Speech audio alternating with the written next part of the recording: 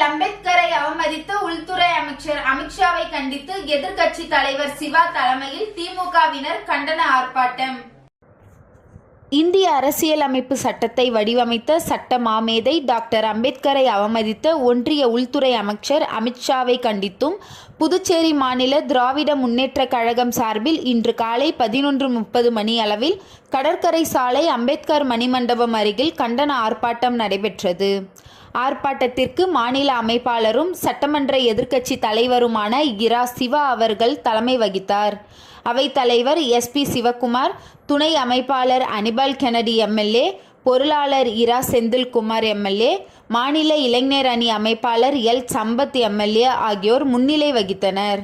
ஆர்ப்பாட்டத்தில் அம்பேத்கர் அவர்களின் புகைப்படத்தை கையில் ஏந்தி அவரை அவமதித்த ஒன்றிய உள்துறை அமைச்சர் அமித்ஷாவை பதவி விலக வலியுறுத்தி கோஷங்கள் எழுப்பப்பட்டது.